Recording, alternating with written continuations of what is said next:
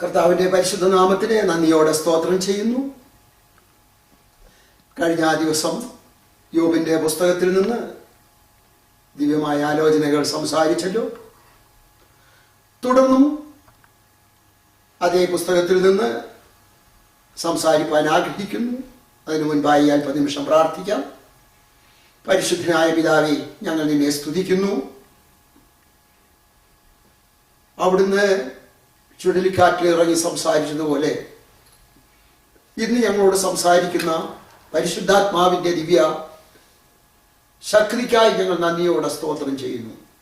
ഇന്നത്തെ വചനത്തിന് ആവശ്യമായിരിക്കുന്ന ദിവ്യമായ ആലോചനകൾ ദൈവം വെളിപ്പെടുത്തി തരുമാറാകണം. യേശുവിന്റെ നാമത്തിൽ തന്നെ. ഇന്ന് സംസാരിക്കാൻ ആഗ്രഹിക്കുന്നത് യോബിന്റെ പുസ്തകം 39 അധ്യായം അതിൻ്റെ 18 മുതലുള്ള വാക്യങ്ങളിൽ ആസ്പദമാക്കിയാണ് ഇന്ന് സംസാരിക്കാൻ ആഗ്രഹിക്കുന്നത്. അത് ചിറകടിച്ച് പൊങ്ങി ഓടുമ്പോൾ കുതിരയെയും പുറത്ത് കയറിയവനെയും പരിഹസിക്കുന്നു.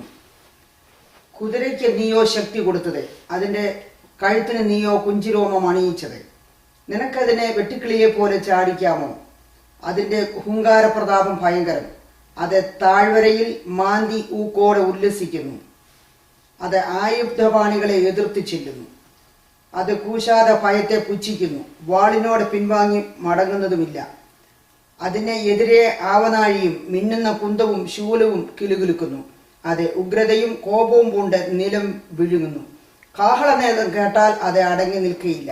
കാഹളനാദം ധ്വനിക്കും തോറും അത് ഹാ ഹാ എന്ന് ചിനയ്ക്കുന്നു. പടയും പടനായകന്മാരുടെ മുഴക്കവും ആർപ്പും ദൂരത്തു നിന്ന് മണക്കുന്നു. നിന്റെ വിവേകത്താലോ പരുന്തു പറക്കുകയും ഒട്ടകപക്ഷിയെ കുറിച്ചുള്ളതായ ഒരു വിവരണമാണ് 18 മുതലുള്ള ഭാഗങ്ങളിൽ വായിക്കുന്നത്. ഒട്ടകപക്ഷിയെ കുറിച്ച് ദൈവം യോബിനോട് സംസാരിക്കുമ്പോൾ യോബ് അധിവസിച്ചിരുന്ന ദേശം ഏതാണ്ട് ആഫ്രിക്കയുടെ മരുഭൂമി പ്രദേശങ്ങളോട് ബന്ധപ്പെട്ടുന്നു എന്ന് വിചാരിക്കുന്നു. അത് കാരണത്താൽ അവിടെ അധികമായി കാണപ്പെടുന്നതായ പക്ഷിയാണ് ഒട്ടകപ്പക്ഷി. അതിനെക്കുറിച്ചൊരു വിശദീകരണം യോബിനോട് ദൈവം സംസാരിക്കുന്നു. ലോകത്തിലെ മനുഷ്യൻ ശക്തിയുള്ള ഒരു മൃഗത്തെ ചിത്രീകരിക്കുമ്പോൾ അത് കുതിരയാണ് ചിത്രീകരിക്കുന്നത്. കുതിരയുടെ ശക്തിയാണ് ചില യന്ത്രോപകരണങ്ങൾക്ക് കൽപ്പിച്ചിരിക്കുന്നത്. അപ്പോൾ ഒരു നല്ല ശക്തിയുള്ള ഒരു മൃഗമാണ് കുതിര. ഈ ലോകത്തിലെ ശക്തിയെക്കുറിച്ച് മനസ്സിലാക്കുമ്പോൾ ലോകമനുഷ്യൻ തിരഞ്ഞെടുക്കുന്നത് ഒരു ശക്തനായി തീരണമെന്നുള്ള ഒരു വിചാരം. എന്നാൽ ഒട്ടകപക്ഷിയെ അപേക്ഷിച്ചിടത്തോളം പറയുമ്പോൾ അത് മരുഭൂമിയിലാണ് വസിക്കുന്നത്. അതിന് വിവേകമില്ല, പരിജ്ഞാനമില്ല. അതും തന്നെ മുട്ട മരുഭൂമിയിൽ ഇടുന്നു, അതിനടയിരിക്കുന്നില്ല. അതിന്റെ മുട്ട കാട്ടുമൃഗങ്ങൾ ചവിട്ടി നഷ്ടപ്പെടുത്തുമോ എന്ന് വിചാരിക്കുന്നില്ല. പക്ഷെങ്കിൽ അത് വിരിഞ്ഞ് അത് മനോഹരമായ ഒരു ഒട്ടക പക്ഷിയായി അത് ചിറകടിച്ച് വീശി പറക്കുമ്പോൾ കുതിരയെയും കുതിരയെപ്പുറത്തിരിക്കുന്നവരെയും പരിഹസിക്കുന്നു. ഇതിന്റെ അർത്ഥം എന്താണെന്ന് ചോദിച്ചാൽ മനുഷ്യൻ കാണുന്ന ശക്തിയല്ല ദൈവം ഉദ്ദേശിക്കുന്നതായ ശക്തി. കുതിരയേക്കാൾ ശക്തമായ ഒരു ശക്തി വിവേകമില്ലാത്തതും ബുദ്ധിഹീനമായ പക്ഷിയായിരിക്കുന്ന ഒട്ടകപക്ഷിയെ ചിത്രീകരിക്കുന്നു. മനുഷ്യൻ തന്റെ സ്വന്തം ശക്തിയിൽ ആശ്രയിപ്പാൻ പാടില്ല. ഇതൊരു ഉദാഹരണമായിട്ടാണ് ദൈവം ഇത് കാണിച്ചു കൊടുത്തിരിക്കുന്നത്. യോബിനെ കുറിച്ച് പറയുമ്പോൾ ലോകത്തിലെ മനുഷ്യരിൽ വെച്ച് വളരെ സമ്പന്നനായി പ്രസിദ്ധനായി ശക്തനായ ഒരു മനുഷ്യനായിരുന്നു യോബ്. യോബിനെ കുറിച്ച് സംസാരിക്കുമ്പോൾ യോബിനെ കണ്ടാൽ വൃദ്ധന്മാരും യൗവനക്കാരും എഴുന്നേറ്റ് നിൽക്കും. യോബ് അത്രമാത്രം സമൃദ്ധിയിലും സമ്പന്നനായി പ്രസിദ്ധനായി ജീവിക്കപ്പെട്ട വ്യക്തിയായിരുന്നു. എന്നാൽ എല്ലാം നഷ്ടപ്പെട്ടവനായി തീർന്നു. ഈ പരിതസ്ഥിതിയിൽ ദൈവം യോബിനോട് സംസാരിക്കുന്ന ചില മൃഗങ്ങളെയും പക്ഷികളെയും ആസ്പദമാക്കി സംസാരിക്കുന്നു.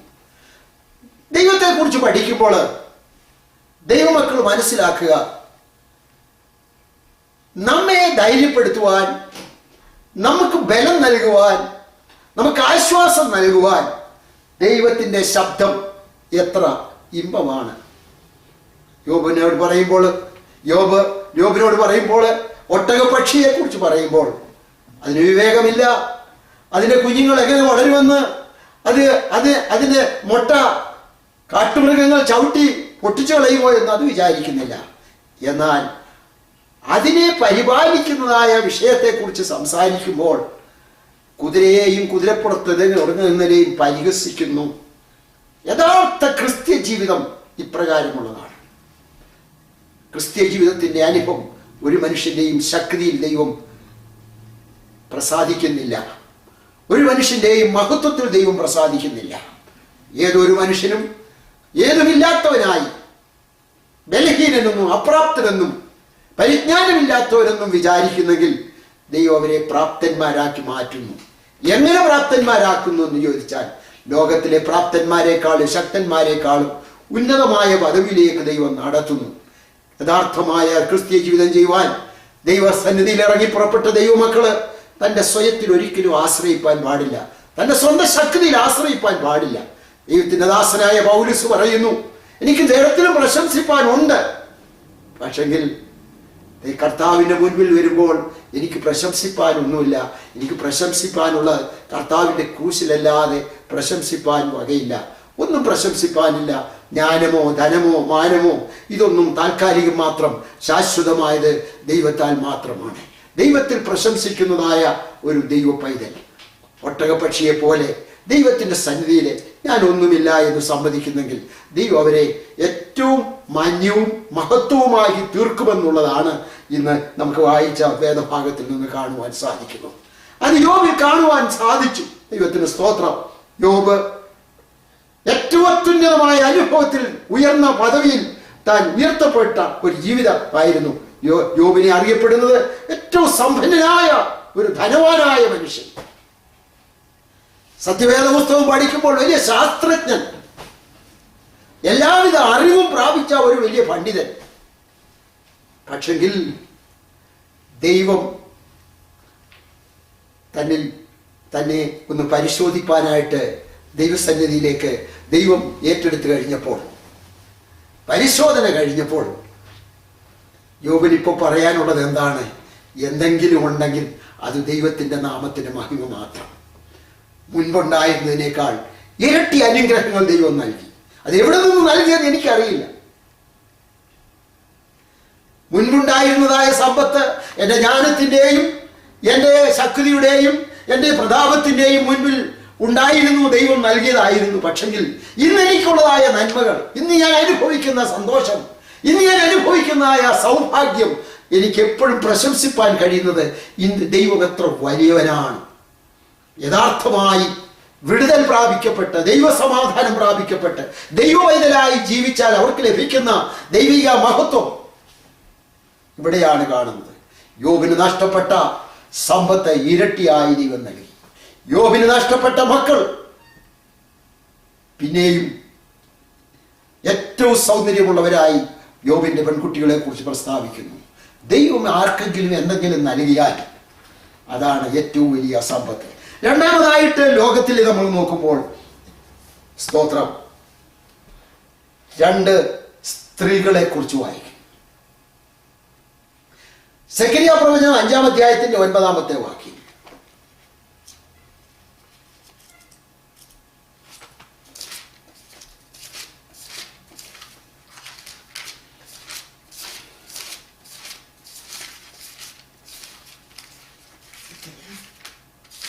മലാക്കിയുടെ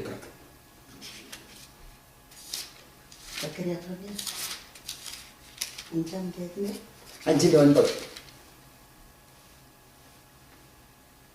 ഞാൻ പിന്നെയും തലപൊക്കി നോക്കിയപ്പോൾ 2 സ്ത്രീകൾ പുറത്തു വരുന്നത് കണ്ടു.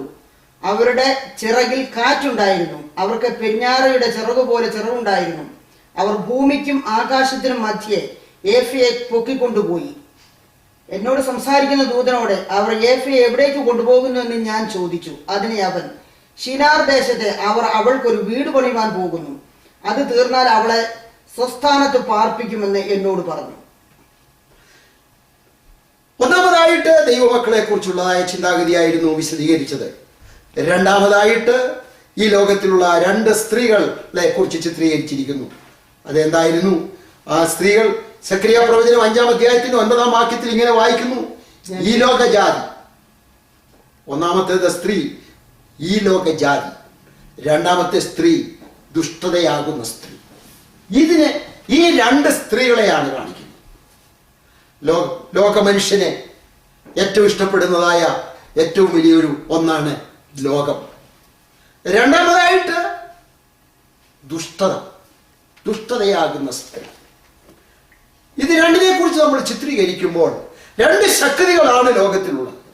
ഒന്ന് ദൈവമക്കൾ. ദൈവമക്കൾ എങ്ങനെയുള്ളവരായിരിക്കണമെന്ന് ആദ്യം ഞാൻ വിശദീകരിച്ചല്ലോ. ഒട്ടകപ്പക്ഷിയെ പോലെ നിഷ്കളങ്കരും ജ്ഞാനമില്ലാത്തവരെന്ന് തോന്നിക്കുന്ന വ്യക്തിത്വങ്ങളാണ്. എന്നാൽ പെരിഞ്ഞാറയുടേതായ ചിറകുപോലെ വിശാലമായി ചിറക് വിരിച്ച് പറക്കുന്നതായ 2 സ്ത്രീകൾ ഈ ലോകത്തെ പറന്ന് ഉയരുന്നതായിട്ട് കാണുന്നു. ഒന്നാമത്തേത് എന്ത്? ദുഷ്ടതയാകുന്ന ആ സ്ത്രീ. രണ്ടാമതായിട്ട് ലോകജാതിയും ദുഷ്ടതയും പെരുകിയിരിക്കുന്ന ഈ ലോകത്തിൽ ഒരു ഒട്ടകപ്പക്ഷിയെ പോലെ പരിശുദ്ധ ജീവിതം ചെയ്യുവാൻ ദൈവം നമ്മെ തിരഞ്ഞെടുത്തിരിക്കുകയാണ്. ദൈവത്തിന് സ്തോത്രം. ഹല്ലേലൂയ. യേശു ക്രിസ്തു തന്റെ സഭയെ സ്ഥാപിക്കുമ്പോൾ വാസ്തവമായി ഒട്ടകപ്പക്ഷിയെ പോലെ ദൈവത്താൽ അനുഗ്രഹിക്കപ്പെട്ട മഹത്വകരമായ അവസ്ഥയിൽ നാം കാണപ്പെടണം. അല്ല, മറ്റൊന്ന് കാണാനുണ്ട്. എന്താണെന്ന് ചോദിച്ചാൽ ലോകത്തിലെ ലോകജാതിയെ പോലെ നാം ജീവിപ്പാൻ തിരഞ്ഞെടുക്കപ്പെട്ടവരല്ല. ദുഷ്ടതയാകുന്ന സ്ത്രീയെ പോലെ നാം ദുഷ്ടതയിൽ ജീവിപ്പാൻ തിരഞ്ഞെടുക്കപ്പെട്ടവരല്ല. അതിലേക്ക് ദൈവം മനുഷ്യനെ വലിച്ചുകൊണ്ടിരിക്കുന്ന വലിയ ശക്തിയുണ്ട്. വെളിപ്പാട് പുസ്തകം 17-ാം അധ്യായം അതിന്റെ 4-ാമത്തെ വാക്യത്തില് ആ സ്ത്രീയെ കുറിച്ച് ചിത്രീകരിക്കുന്നു. ആന്റി ക്രൈസ്റ്റിന് വേണ്ടി മണവാട്ടിയായി ഒരുക്കപ്പെട്ടിരിക്കുന്ന സ്ത്രീ അതുപോലെയാണ്. ആ സ്ത്രീ ധൂമവർണ്ണവും കടുംചുവപ്പ് നിറവുമുള്ള വസ്ത്രം ധരിച്ചും പൊന്നെ രത്നവും മുത്തും അണിഞ്ഞവളായി തന്റെ വേശ്യാവൃത്തിയുടെ മ്ലേച്ഛതയും അശുദ്ധിയും നിറഞ്ഞ സ്വർണ്ണപാനപാത്രം കയ്യിൽ പിടിച്ചിരിക്കുന്നു. ആ സ്ത്രീ എന്ന് പറഞ്ഞാൽ ധൂമവസ്ത്രവും പൊന്നും ധരിച്ച് ലോകജാതികളെ പോലെ ജീവിക്കുന്ന ഒരവസ്ഥ ആ സ്ത്രീയെ കുറിച്ച് പറഞ്ഞിരിക്കുന്നു. ദുഷ്ടത കൊണ്ട് നിറയപ്പെട്ടിരിക്കുന്നു. 2 ശക്തികളാണ് ലോകത്തിലുള്ളത്. ഒന്ന്, ഞാൻ ഏതുമില്ല, ഞാൻ അപ്രാപ്തൻ, ഞാൻ ബലഹീനൻ, ഞാൻ അജ്ഞാനി എന്ന് പറഞ്ഞ് ദൈവത്തിന് വേണ്ടി മാത്രം സമർപ്പിക്കപ്പെട്ട ഒട്ടകപക്ഷിയെ പോലെ ജീവിക്കുന്ന ഒരു ജാതി. മറ്റൊന്ന്, 2 ചിറകും വിരിച്ചുകൊണ്ട് ആകാശത്തിലേക്ക് ഉയർന്നു പറക്കുവാൻ ആഗ്രഹിക്കുന്ന ലോകജാതി, ആന്റി ക്രൈസ്റ്റിന് വേണ്ടി ഒരുക്കുന്നതായ മണവാട്ടിയായിരിക്കുന്ന ലോകജാതി. ദുഷ്ടത, പാപം, അശുദ്ധി കൊണ്ട് ലോകത്തിലെ മഹത്വം കാണിച്ചുകൊണ്ട് മുന്നോട്ട് പോകുന്ന 2 മ്ലേച്ഛതയുടേതായ അവസ്ഥയിൽ നിലനിൽക്കുന്നതായ ഒരു ജാതി. ഇന്ന് നാം ചിന്തിക്കുമ്പോൾ ഏതിൽപ്പെട്ടവരാണെന്ന് വിടുതൽ പ്രാപിക്കപ്പെട്ടവരായി, ദൈവരാജ്യത്തിന് വേണ്ടി കാത്തിരിക്കുന്നവരായി, ദൈവസത്യങ്ങൾക്ക് വേണ്ടി തന്റെ സ്വന്തം ശക്തിയെ മുഴുവനും ഒന്നുമില്ല എന്ന് ധരിച്ചുകൊണ്ട് ദൈവഹിത പ്രകാരം പ്രതിഷ്ഠിക്കപ്പെട്ടവരായി ജീവിക്കുന്നവരാണ് ദൈവരാജ്യത്തിന്റെ ദൈവസഭയുടെ മക്കൾ. നാം ദൈവമക്കളായി ജീവിക്കണം. 2 ശക്തികളാണ് ലോകത്തിൽ ഉള്ളത്. ഒന്നാമത്തെ ശക്തി ദൈവത്തിൻ്റെതായ ശക്തി. രണ്ടാമത്തെ ശക്തി ഈ ലോകത്തിന്റെ ദുഷ്ടതയുടെയും ശക്തി. ഏതിൽ ജീവിപ്പാൻ നാം പ്രതിഷ്ഠിക്കപ്പെട്ടവർ. തിരുവചന പ്രകാരം നാം ഈ വചനം മനസ്സിലാക്കിക്കൊണ്ട് നമ്മുടെ ജീവിതത്തെ യഥാർത്ഥമായി പ്രതിഷ്ഠിച്ചുകൊണ്ട് ജീവിപ്പാനാണ് ദൈവം ആഗ്രഹിക്കുന്നത്. യോബിനെ പരിശോധനയിൽ കൂടെ ദൈവം കടത്തിവിട്ടെങ്കിൽ ദൈവത്തിന് സ്തോത്രം. ഏത് പരിശോധനയെ കടന്നു പോകേണ്ടി വന്നാലും ഏത് കഷ്ടങ്ങളെ കടന്നു വേണ്ടി വന്നിട്ടും താൻ പിന്മാറാതെ സത്യത്തിന് വേണ്ടി നേരെ നിൽക്കുന്നത് കൊണ്ട് അവന് പ്രത്യാശിപ്പാൻ വകയുണ്ട് എന്ന് ഒരു വിടുവിക്കുന്നവൻ വരും. അവൻ വിടുവിക്കുമ്പോൾ മറ്റുള്ളവർ കണ്ടാശ്ചര്യപ്പെടുവാൻ തക്കവണ്ണം മഹത്വമുള്ള ഒരു ജീവിതം തനിക്ക് ലഭിക്കുമെന്ന് പരിശോധനയുടെ പിന്നിൽ കാണുവാനായി സാധിച്ചു. മനുഷ്യൻ പരിശോധനകൾ അനുഭവിക്കുമ്പോൾ, കഷ്ടതകൾ അനുഭവിക്കുമ്പോൾ, പോരാട്ടങ്ങൾ അനുഭവിക്കുമ്പോൾ, ശാരീരികമായ വേദനകൾ അനുഭവിക്കുമ്പോൾ പലപ്പോഴും പിറുപിറുക്കാറുണ്ട്. എന്നാൽ യോബിനെ കുറിച്ച് മനസ്സിലാക്കുമ്പോൾ താൻ ഒന്നും നിരാശപ്പെടുകയോ പിറുപിറുക്കുകയോ ചെയ്തില്ല. തൻ്റെ ദൈവത്തിൽ മാത്രം പ്രത്യാശ വെച്ചിരുന്നു.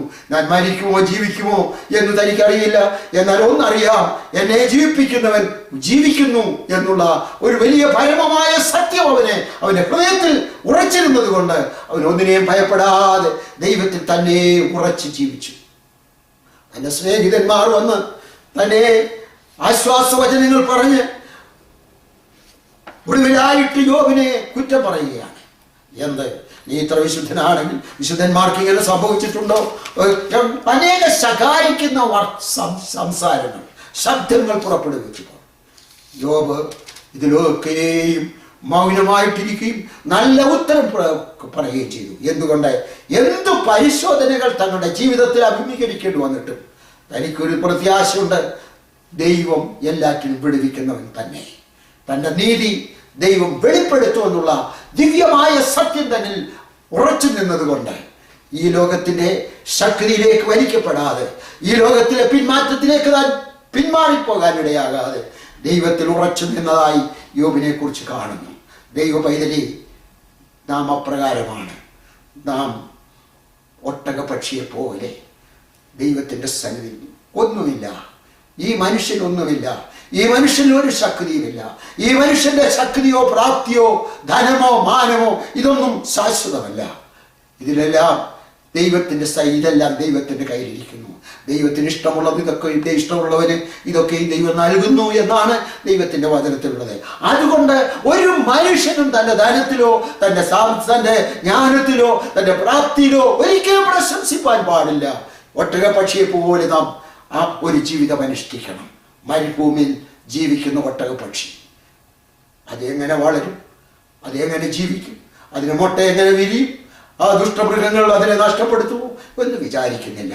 പക്ഷേ അതിനെ പോറ്റി പുലർത്തി അതിനെ അത് ചിറകടിച്ച് പറന്നുയരുമ്പോൾ കുതിരപ്പുറത്തുര ഇരിക്കുന്നവരെയും പരിഹസിക്കുന്നു.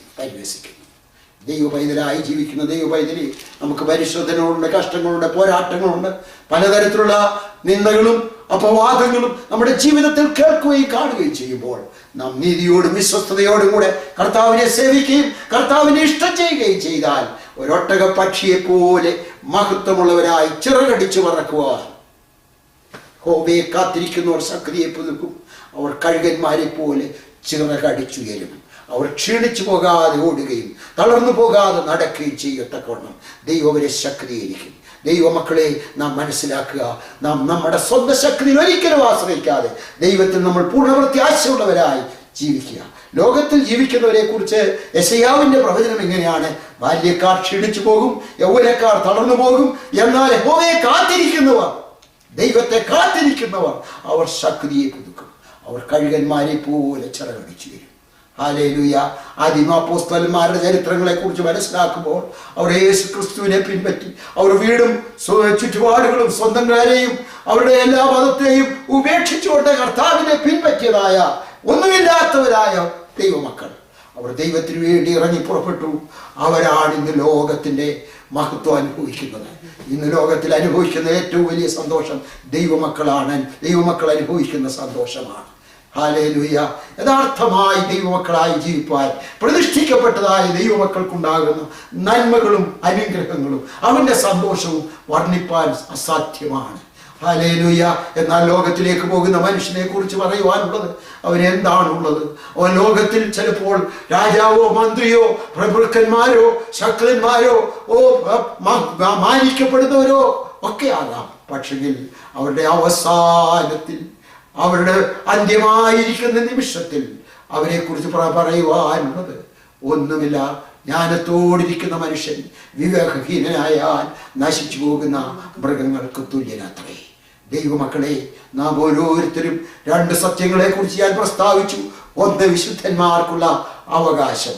മറ്റൊന്നുമാണ് ലോക മനുഷ്യർക്കുള്ള അവകാശം. ലോക മനുഷ്യർക്കുള്ള അവകാശം അത് താൽക്കാലികമാണ്, അത് നശിച്ചു പോകും, അതിന് അടിസ്ഥാനമില്ല. എന്നാൽ ദൈവമക്കൾക്ക് നൽകുന്ന നന്മയോ അനുഗ്രഹങ്ങളോ അത് അടിസ്ഥാനമുള്ളതാണ്, അത് സുസ്ഥിരമാണ്, അത് മറ്റുള്ളവർക്ക് കാണുവാൻ തക്കവണ്ണം അത് അത്ഭുതമാക്കി തീർക്കുന്ന ഈ സർവശക്തനായ ദൈവത്തെ നമുക്ക് ആശ്രയിക്കാം. ഒട്ടക പക്ഷിയെ പോലെ ദൈവം ചുഴലിക്കാറ്റിൽ ഇറങ്ങി വന്ന് ഒട്ടക പക്ഷിയെ കുറിച്ച് പറയുന്നു. ഇത് ഓർക്കുമ്പോൾ നമ്മുടെ ജീവിതം ഇതുപോലെ മാത്രമല്ലയോ? എത്ര മനോഹരമായ ജീവിതം! ക്രിസ്ത്യൻ ജീവിതത്തിന്റെ മഹത്വം എത്ര വർണ്ണിപ്പാൻ അസാധ്യമായത് ആയതിനാൽ ഈ ഒട്ടക പക്ഷിയെ പോലെ നാം നമ്മെ തന്നെ ഒന്നുമില്ല എന്ന് ഏൽപ്പിച്ചുകൊണ്ട് മരുഭൂമിയിലെ ജീവിതത്തിൽ നിരാശപ്പെടാതെ, മരുഭൂമിയിൽ എന്നെ ശ്രേഷ്ഠമായി നടത്തുന്ന ദൈവം എന്ന് പറഞ്ഞുകൊണ്ട് അവന് വേണ്ടി നമുക്ക് ജീവിക്കാം. ക്രിസ്തുവിന്റെ ആ ദുഷ്ടമായിരിക്കുന്ന ചതിവിലകപ്പെടാതെ, ലോകത്തിന്റെ ജാതീയമായ ശക്തിയുടെ ആ ശക്തിയിലകപ്പെടാതെ, ദൈവത്തിന്റെ ശക്തിയിലും ദൈവാത്മാവിന്റെ കൃപയിലും വിശുദ്ധ ജീവിതം ചെയ്യുവാൻ നാം പ്രതിഷ്ഠിക്കപ്പെട്ടവരായി തീർന്നാൽ ഒട്ടക പക്ഷിയെ പോലെ നാം ചിറകടിച്ച് പറന്നുയരുമ്പോൾ കുതിരയും കുതിരപ്പുറത്തുള്ള കയറിയവരെയും പരിഹസിക്കുമാറാക്കുന്നു. ദൈവം നമ്മെ ഈ അനുഗ്രഹത്തിൽ കൂടെ നടത്തുമാറാകട്ടെ. നമുക്ക് ഒരു നിമിഷം പ്രാർത്ഥിക്കാം. ദൈവം നമ്മെ അനുഗ്രഹിക്കട്ടെ. പരിശുദ്ധനായ പിതാവേ, ഈ നല്ല വചനത്തിനായി ഞങ്ങൾ നന്ദിയോടെ സ്തോത്രം ചെയ്യുന്നു. ഞങ്ങൾ ലോകത്തിൽ ജീവിക്കുമ്പോൾ അനേക പ്രകൃതി ശക്തികളെയും മൃഗപക്ഷികളെയും ഒക്കെ കാണുമ്പോൾ ദൈവം എത്ര മനോഹരൻ, എത്ര ശക്തൻ! ദൈവം തന്റെ മക്കളെ പോറ്റി പുലർത്തുന്നത് എത്ര വലിയ താമരയെ പോലെ, ആകാശത്തിലെ പക്ഷികളെ പോലെ എത്ര ഉന്നതമായ മഹത്വത്തോടെ നടത്തുന്നതോർത്ത് ഞങ്ങൾ ദൈവത്തെ സ്തുതിക്കുന്നു. ഈ സത്യദൈവത്തിൽ ഉറച്ചു നിന്ന് ഒരനുഗ്രഹിക്കപ്പെട്ട ജീവിതം പ്രാപിപ്പാൻ എല്ലാവരും പ്രാപ്തരാക്കണമേ. പ്രാർത്ഥന കേട്ടതിനായി സ്തോത്രം. യേശുവിന്റെ നാമത്തിൽ തന്നെ ആമേൻ.